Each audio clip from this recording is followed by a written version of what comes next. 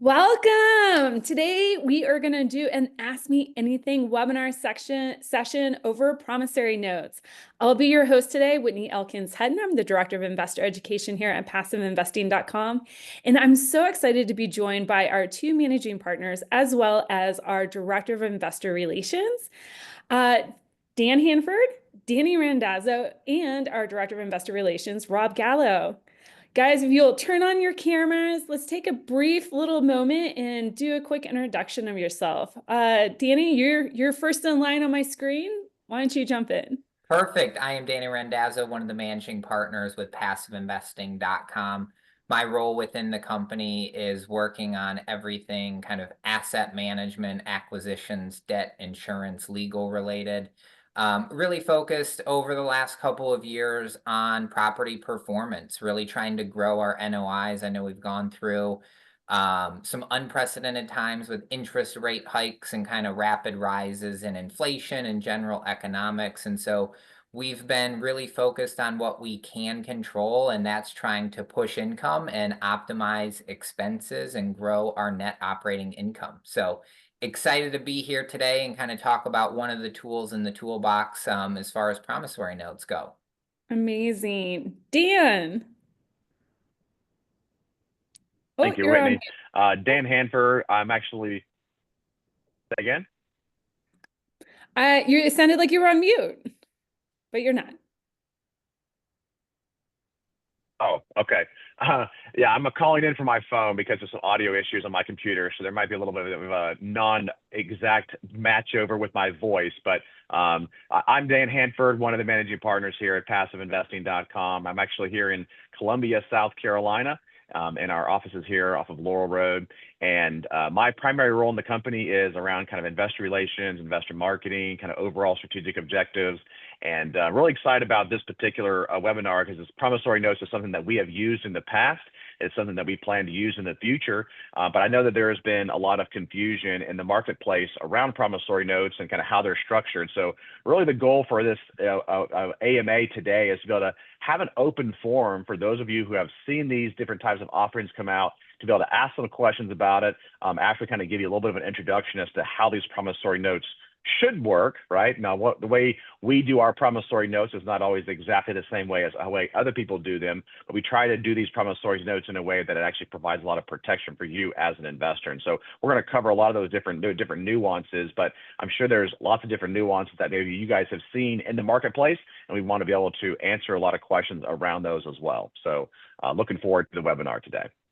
Awesome. And Rob, would you like to take a quick moment and introduce yourself? Very quick. Hi, everyone. My name is Rob Gallo. Some of you know me. I'm the Director of Investor Relations here at PassiveInvesting.com.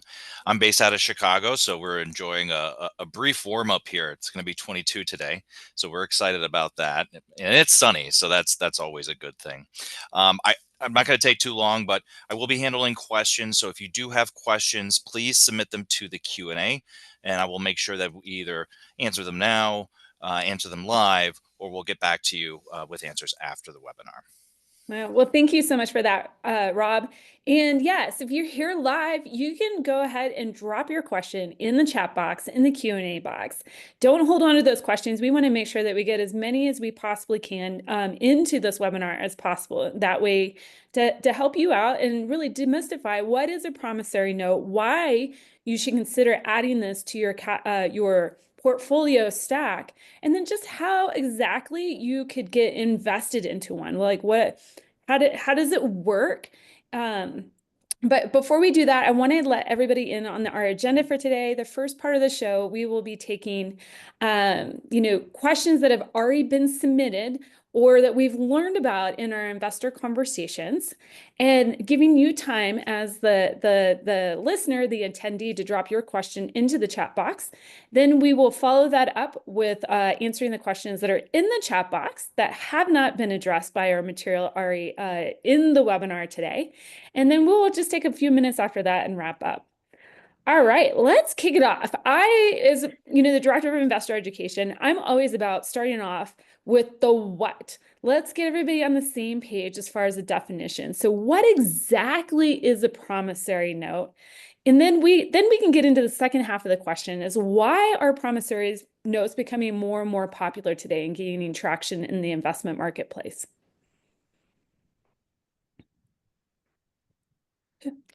Dan, would you like to kick us off? Sure, sure. So on this next slide here, it kind of gives you a little bit of an explanation as to what a promissory note is. So you can see it's a legally binding instrument or document that outlines the terms that you would have between a borrower and a lender, right? And of course, it's going to include things, you probably have seen some things like this, whether you've bought a car or a house or things like that. It'll have repayment terms, interest rates, any fees associated with the loan. And of course, once both parties are actually signing this particular document, that's when it actually becomes binding, right? And that's when it's an enforceable type of a document, and that creates that kind of promise to be able to pay that particular note back based on those terms and interest rates and fees that are associated with that particular document. Now, before we move on to why they're becoming more popular in the marketplace, is there just one type of promissory note, or are there different kinds of promissory notes out there?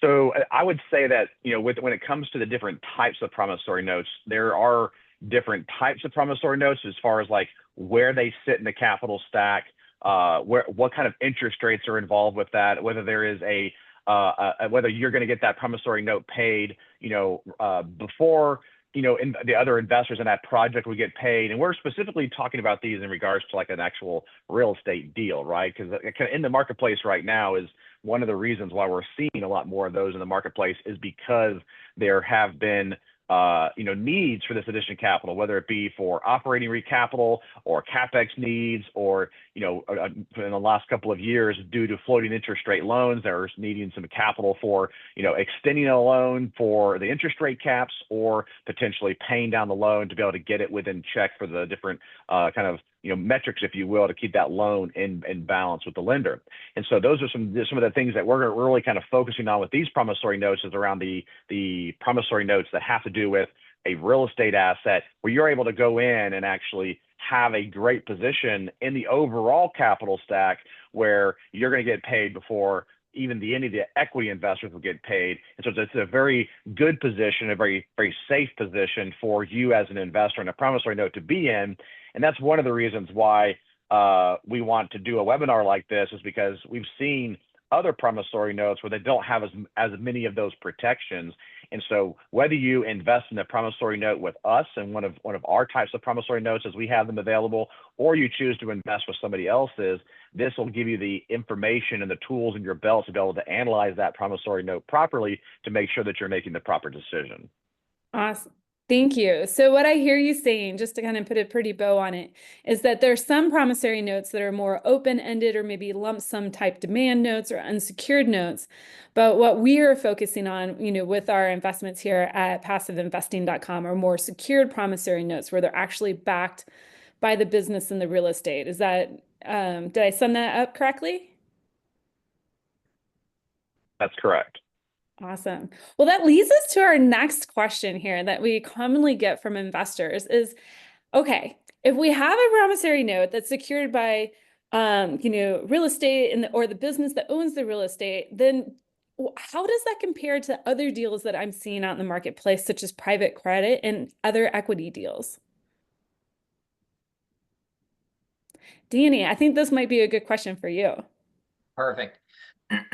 Well, the thing to think about as you put your investor hat on today, looking at other opportunities, the first thing I think about as an investor is what's the risk and what's the reward. So if you think about, one of the lowest risk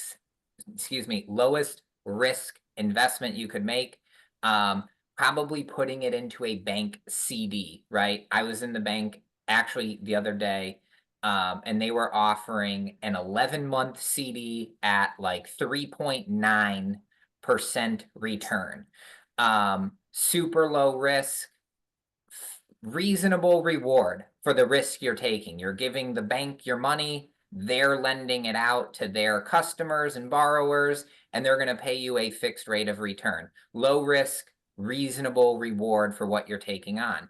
A promissory note is kind of the next step up, right? We're going to get into exactly where it sits in the capital stack with a secured type of promissory note. But you're taking on a low risk position and getting a favorable reward on that. From an equity perspective, you are taking on all of the risk as associated with being in a common equity position, the owner of the asset, and you are likely yielding the highest reward if things go according to plan. And if things don't go according to plan, you're taking on that largest risk profile. And so that's just where you kind of weigh it out as a personal investor with your investor hat on. Low risk, lowest reward, highest risk, highest reward. And that's kind of where you need to gauge where you're at. Today, in today's market, there are very few institutional quality real estate opportunities out there. With the rapid rise in interest rates, kind of the increase in cap rates, buyers and sellers just aren't making transactions happen that frequently. And so, over the last 2 years, really, and even through 2024, very, very low transaction volume and very low opportunities for equity investment deals. And so, what that means to me as an investor, you just need to kind of pick and choose what deals you want to look at, what opportunities you want to get into. And the promissory note really fits in perfect for me as an investor. What the White House might do to the world economy, we don't know. What the Fed might do with interest rates or rate cuts, quite an unknown as well. Other factors outside of our control, how the government measures inflation, a couple of things we're just not so certain about. And so for me as an investor, I kind of slow down a little bit from a equity investment perspective, and I really think about how can I get a secured position where my initial capital is very well protected in a low risk opportunity, and where can I yield a good return? One of my favorite things I've kind of been toying with over the last year, just go to Google, type in interest calculator, and you'll get a fancy calculator that pops up. It'll say, what's your initial principal contribution? Are you adding to that on a monthly basis? And what is your rate of return on that? And what's your duration? And it's absolutely incredible when you plug in, just plug in $1 million as your initial principal contribution. Don't contribute any money to it and put 30 years in that box, or start with 10 years and then up it to 30 and then up it to 50 years, and you see that us as investors, you don't need to have home run deals that are 20 plus IRR returns. If you can make 10% return on an annual basis over a 30-year period, you are going to be so incredibly happy with the outcome in that 30 years. You just need to sit tight and be patient and do that. And so that's, again, when I'm sitting here today and I'm thinking about, well, no idea what the White House might do, not sure what interest rates will do, being able to shift into these really secure note opportunities is something I find very appealing from a risk versus reward profile. Really low risk, really good rate of return. And if I can sit and be patient with these opportunities and just let time compound, that's where the real opportunities are. And that's why I think, these promissory notes are pretty superior investment opportunities given today's market conditions and the limited equity opportunities that we're seeing in the marketplace. So with that, I'm going to leave you with one last thought. A Warren Buffett famous quote is just, the power of compound interest. I think he called it the eighth wonder of the world. So that interest rate calculator, his commentary about compound interest, and you can really see the benefit as long as you're, patient and, able to make a sound decision of taking a low risk opportunity, getting a good reward, and then just being patient with it. So that's where I see promissory notes today. Well, thank you so much for that. And, also the other Warren Buffett-ism to stack on top of that is rule number one of investing, don't lose money. Rule number two, see rule number one. And this, the promissory note secure position allows investors an opportunity to take advantage of that in this type of marketplace while everything kind of susses itself out, right? So let's dive into some of the more granular details where, Danny, you mentioned that there's different layers of the capital stack here. Let's show us exactly where does the promissory note sit and what does that mean as far as returns?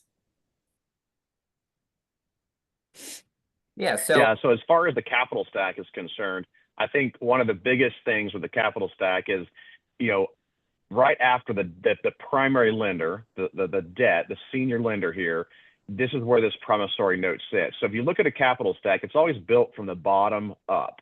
Okay. And so if you look at this, the debt is always at the bottom and it has the lowest risk, right? Because they can take back the asset and sell it and get that debt back. That's their coverage or their security, if you will. And then of course you have your equity on the top there. This is the people who have put in a significant amount of money to be able to buy the asset, whether they put 20, 30, 40% down, or if they put any money in to be able to improve the property, whether it be some CapEx related items or improving the overall operations. And so then you have your equity holders and you have your debt holders.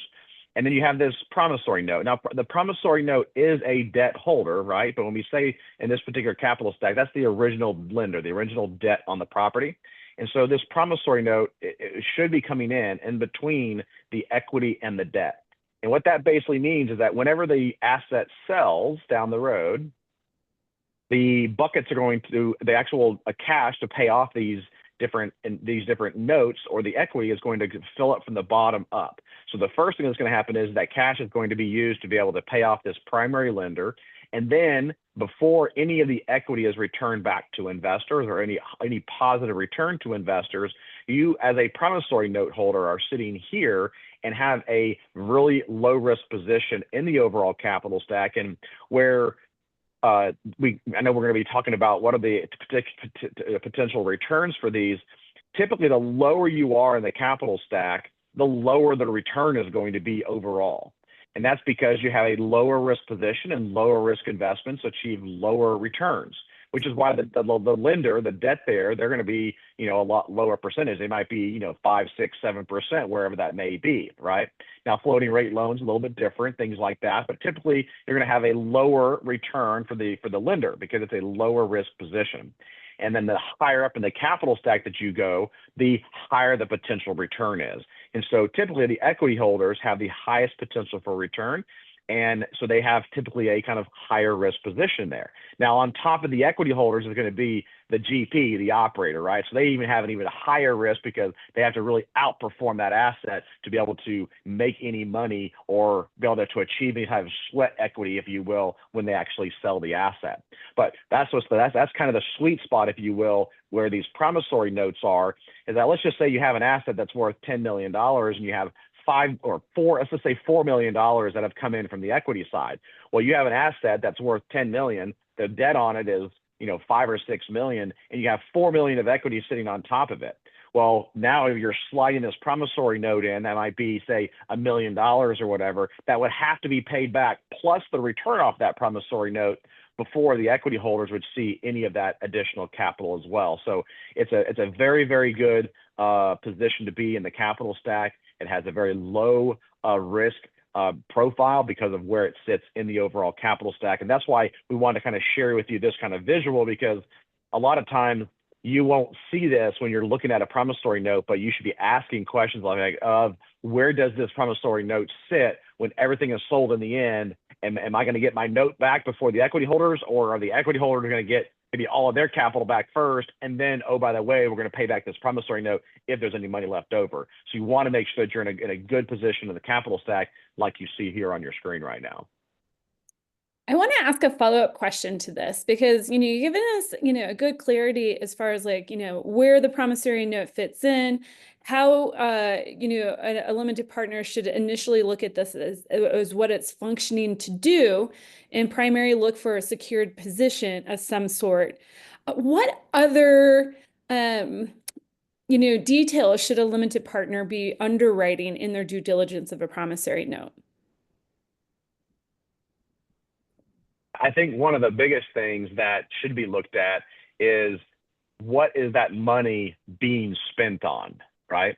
So if that money is being spent to fix a boiler or a chiller or some major CapEx item that's not adding a lot of value to the property, that could be a higher risk promissory note, right? Depending on where the value of that asset is, right? So if somebody bought an asset 5, 7, 10 years ago, and they have a lot of built up equity in the asset. So say they bought it at 10 million, but now it's worth say 13 or 14 million. Now you have a lot more equity that's been built up. And so you have, you still have the potential to be able to recoup that. But if you have an asset that was bought at 10 million, and now that asset is worth 7 or 8 million because of how the market has shifted over the last couple of years, and they're trying to raise $1 million to fix some items on the property that aren't actually adding value to the property, that's when you start to get into a little bit of a higher risk promissory note position where they're not necessarily using that money to build equity in the asset. And so the way you would build equity into the asset with a promissory note is if you're paying down the loan, right? So if you have a $10 million asset that's now worth 8 million and the note on that property is 6 million, well, if you're going to go in there and pay $1 million down on that loan, it still puts you in a good position and is helping to build that equity back up in that particular asset. But if it's being spent to use capital projects that aren't really adding value, then now a lot of these capital projects might not add value, but a lot of the capital projects that are being done with these promissory notes prevent the erosion of value, right? Because if you have certain things in the property that are not being maintained, then that value could be eroded down the road and have a hard time selling it, right? So they want to bring that capital in so they can fix those deferred, maintenance items or CapEx related issues so that they can continue, so they can actually get the value of that asset, which is what they projected. And so you just really want to make sure that there's plenty of equity available to be able to give back when you invest in a promissory note like this, because even if it sits in a great position in the capital stack and there's no equity in the asset, then of course it doesn't really help you at all. And I would just add to that too, from an investor perspective, like Dan said, number one, you got to figure out what is the note money being used for. But then number two, a very important component is, who is the note going to and who controls the asset that is using the note. If there is a potential separation of decision making, that could be a concern as well, where as the note holder, you might not have as much control or alignment of interest. But what we've seen in the past that works, really well is when the owner of the asset is also overseeing the use and execution of the note proceeds. It aligns interests really well. And it ensures that secure position in the capital stack of where that promissory note sits ahead of the common equity in that deal.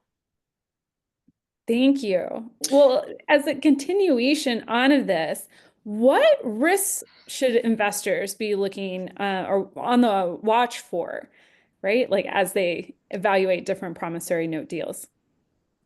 Yeah, in addition to, again, what's the source and use of the note funds?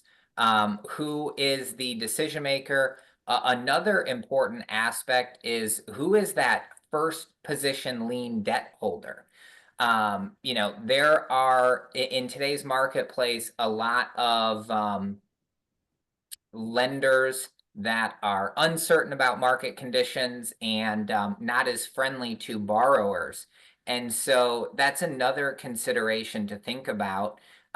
Is the lender willing to lean in and help the property. And if the lender is extending the time on a loan in return for receiving some sort of pay down, that's a really good sign that the lender believes in the project and is going to kind of stick with the project and the borrowers throughout that duration.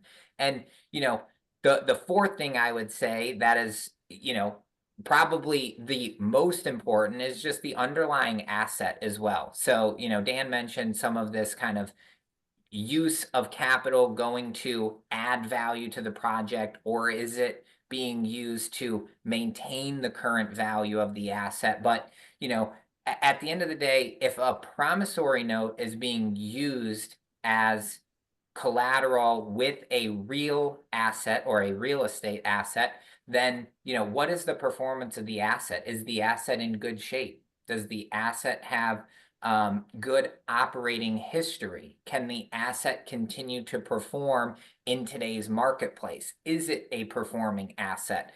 So kind of the general questions of that. And then, absolutely, you got to figure out, where does the note sit in that capital stack? Thank you. Hey, All right. Well, hey, Whitney, we had a question that I kind of want to roll in here, if that's all right. sure.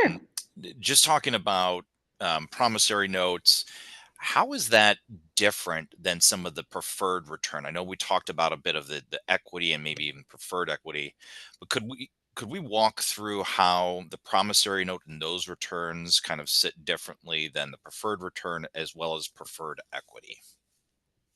Yeah, so again, every promissory note could be different. So verify where the promissory note sits in the capital stack.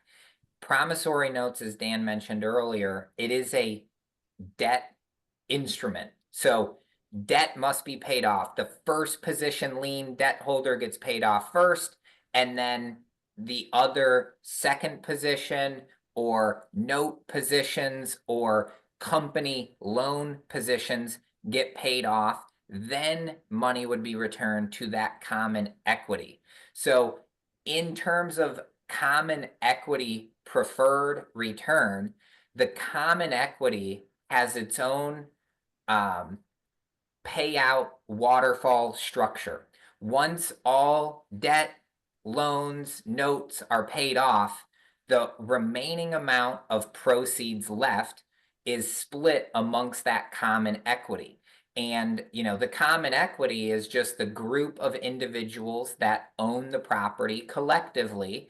And within that common equity operating agreement, they have a waterfall structure. So the common equity preferred return is behind, it's behind the promissory note. And so it has zero impact to the promissory note if the promissory note is in a earlier position in the capital stack.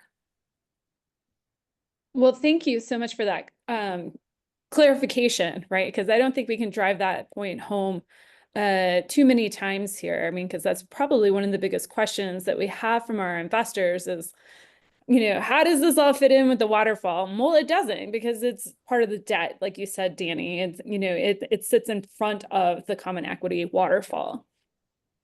So I want to wrap up with one more question before we open up the floor. When we've looked at or briefly mentioned private credit deals, there's, other type of debt deals out there, other type of promissory notes out there.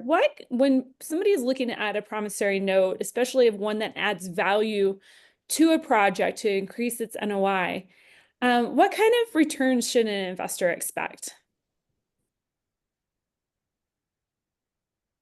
I would say from what we've seen in the market, it can range as low as around kind of 8, 9, 10%, upwards to kind of that kind of 13, 14, maybe 15 or 16%. I would say the typical sweet spot for most notes that I've seen out there is between kind of the 11 to 13%, somewhere around in there. I've seen some, 12 to 14%, but that's kind of the general range. So it doesn't usually go much higher than that. If you do see one that is much higher than that, you definitely want to kind of raise your red flag a little bit and investigate that a little bit further. But typically, the returns that you're seeing in the marketplace right now, kind of in between that, kind of 12 to 14%, 11 to 13%, somewhere around in that particular range, based on the position of the capital stack that you would be in right there. Awesome. Well, I want to open the floor up to some questions that are in the Q&A box. If we don't have any, I have a few myself. Rob, do we have anything else in the Q&A box? Not right now, but why don't you go through some of your questions? And I have some others from some previous emails I'll dig up as well. Well, I think one question that I get from investors is, if I invest in a promissory note, first, do I get a 1099 or a K1? Second, how does this work do I get any of the tax benefits? How does all that work? Danny? Yeah, pretty basic. There are no tax benefits whenever your interest is paid. Again, because a promissory note is just collecting simple interest. Whenever your interest is paid, you would receive a 1099 statement. That's typically how we handle it. Again, we're not providing tax advice or financial advice of any kind. So check with your own professional, or check with the other group that might be offering a note. But if we were to do one, it would pay out just simple interest. When you receive that simple interest, you would get a 1099 for that. Now, another question that I have, typically what I've seen, a promissory note is for a particular duration of time, say 2 years, maybe 3 years. What happens if the property doesn't reposition or sell by that time? Like, what happens with the promissory note? So if an asset has a promissory note on it and it's coming to maturity and it hasn't sold yet and there's no available capital to pay off those notes, then one of two things must happen. Either the particular borrower, if you will, that operator, that asset that has the funds, has to ask the lender if they want to extend it, right, past the particular maturity date. And so there'd have to be an extension on that loan, or they'd have to come up with the money and pay it off, right? Or they would be in default, and they would technically be a lien on the asset where they'd have to pay that when they sold the asset into the future. So hopefully there's plenty of duration on that particular note so that doesn't happen, but it can happen where the lender basically is asked to the borrower, hey, we're getting close. Here's the story. We need an extra 6 months or 3 months or 12 months or whatever it may be to be able to extend that loan a little bit further to be able to make that particular asset work, if you will. Rob, I saw that we might have a Q&A in the box. Yeah. So kind of a two-part question here. So first one is, why do some distressed deals do capital calls while others offer promissory notes? That's the first part. The second part is, are we seeing more promissory notes being offered in lieu of capital calls for investments that are in trouble with their debt service?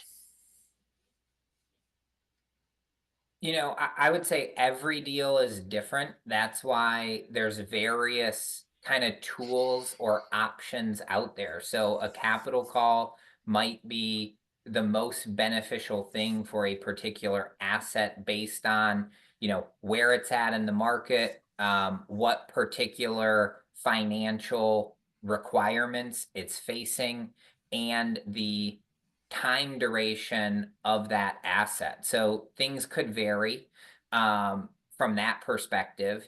And, from a promissory note perspective, if the asset is a solid performing asset and it needs, some financial support to pay down a loan, extend the time with the lender, maybe do some value add projects to increase income at the property, then a promissory note might be very beneficial, to buy it a little bit of time to get to, 6, 12, 18 months into the future, where a profitable exit of a sale could occur, or potentially a refinance could occur, allowing that promissory note to be paid off. So, it's really deal specific, and, both are common in today's marketplace. I personally was on a call the other day with an LP position I'm in someone else's deal where they elected to do a capital call to get through kind of what they're facing today. But I could have seen a promissory note being a viable option for that, but it's just really deal dependent, and operator, an operator type decision to make. So in some instances, capital call makes sense, and in some instances, promissory note is better. Great. Another question that we had, if the note is past due, is it still valid until paid, or is a renewed agreement needed to extend?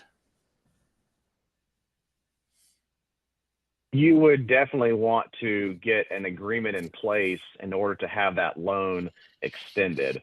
Obviously, if it is past due or past the maturity date, if you will, because a lot of promissory notes are written widely different than each other, right? So you definitely want to look at the specifics of each one of the actual notes that you're signing, so you can actually see, what does actually happen, or what is going to allow for, is there going to be allowances, if you will, for extensions? And if there is an extension in place, it's not usually a new note that is signed. Now, that is one option, that you can just sign a new note, but many times it is an extension document stating that that you are approving for, as the lender, you're approving the borrower to extend the maturity date on that note by a certain period of time. But typically, all of the terms within that note will remain the same in order for that extension to occur. Great. Another question that came in, where can I find promissory notes to invest in, especially those that are in the 12 to 14% range? So we actually have a few notes that we've had available. We also have just to kind of give a little bit of a teaser, we do actually have what is called a promissory note fund that is actually being put together right now from our own team. So obviously, you're on our email list, which is how you are aware of this particular webinar. But we will make an announcement once that's available, so you can take that and to be able to review it. And a lot of these different types of investments are available. If you're on a list, an email list, if you will, of an operator that maybe you have invested with, or maybe you have thought about investing, and that's going back to the question that Danny answered around when do you determine a capital call versus a note. One of the decisions that you have to think about as an operator is, do you have enough investors in your list, if you will, that you can actually raise the funds needed with a promissory note? And if you don't have that network of investors to be able to raise that money, then it's likely going to be better to do a capital call, right? That's one of the different nuances, that in addition to what Danny had mentioned. But being on a list of these different operators is where you're going to be notified of these types of different note offerings that would be available. But stay tuned. We do have one coming available here soon, which will be a kind of diversified promissory note fund, if you will, that instead of just investing in one particular asset, you can invest into the fund, and that fund deploys those funds and other promissory notes across the entire portfolio. So you're even diversified in those various capital stacks with multiple assets at the same time in that fund. So it's another way to kind of further the diversification and further lower the risk and increase the probabilities of being able to achieve those returns and get that capital returned back to you at the maturity of those notes. Great. A couple questions that we had from before the webinar, just about order of promissory notes. So is there anything in place, and probably deal specific is mentioned here, about more than one promissory note being in place, or let's say future promissory notes that might be offered?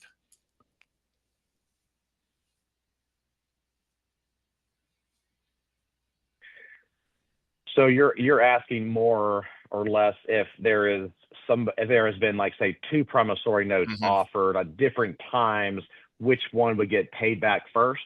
Correct. Correct. Okay. So, and Danny, you can correct me if I'm wrong on this, but I'm pretty positive that the earlier promissory note would get paid off first since it is an earlier debt, and then the the secondary promissory note would get paid back after that first one. It really depends on how the agreements are written up.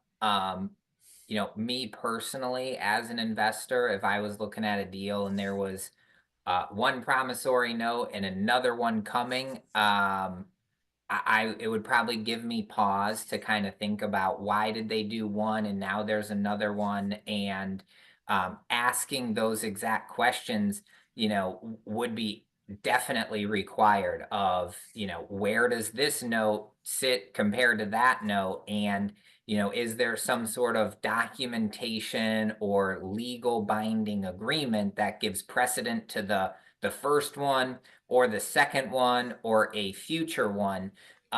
It's one of the reasons why I said you really have to know who is controlling the asset and who is controlling the note. And if there's a separation of powers, that could be a tricky position to be in.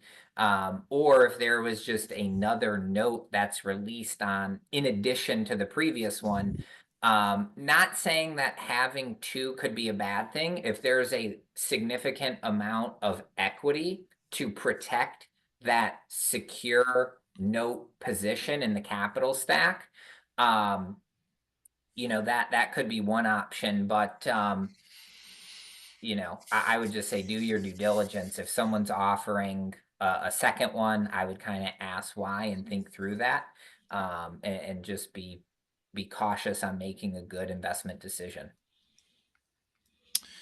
Danny, I'm going to ask you this question. If I invest in a note where the real estate is in a different state, do I have to pay state taxes in that state?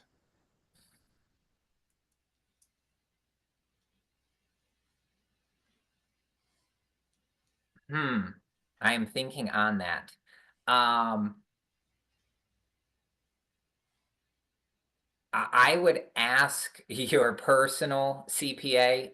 Everybody's taxes could be a little bit different.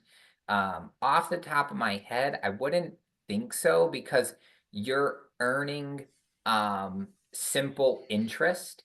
And so it could be a way where your CPA could allocate that to your home state, or it might be beneficial for your CPA to allocate it to, the state where it was earned or paid potentially. But that would be, again, a question for your personal tax situation, from a simple interest perspective. And Great. I always love it when we get the tax questions, the legal questions, and unfortunately, so much of it depends on your own personal situation. If you've invested in an equity deal, you might have a bucket of losses that you could use to offset the income. So there's so many variables in here. So it really, I want to, for people that are joining here live or listening to the recording, I actually had an amazing conversation with Amanda Hahn and Matt McFarland of Keystone CPA on Tuesday. So you can find that on our youtube.com page, passiveinvesting.com. DOT is spelled out, but that would be a great, webinar to listen to kind of get caught up on like the nuances of taxes and passive investing. And Rob, we probably have time for one more question. Yeah, one more question came in. So really specifically to us, has your company had any promissory notes where there was a default and investors did not receive their invested capital returned? No. And the last piece, and I think we kind of covered this a little bit, just what are the next steps if you're interested in learning more or getting started with promissory notes?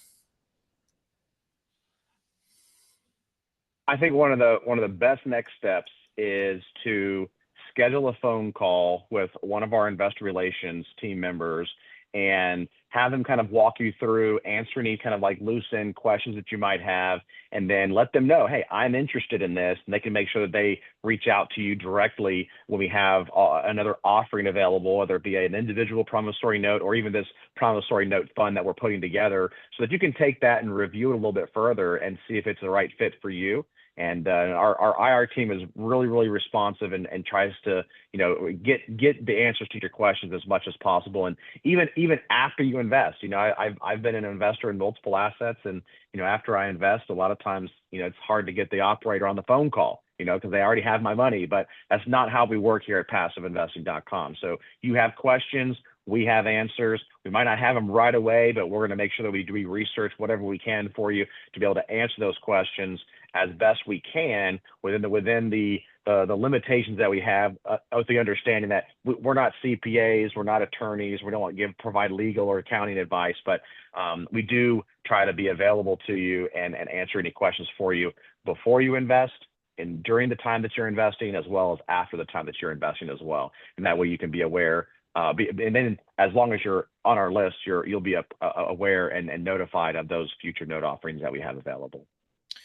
And the last thing I would say too is, Whitney's done a tremendous job of just getting education content out there.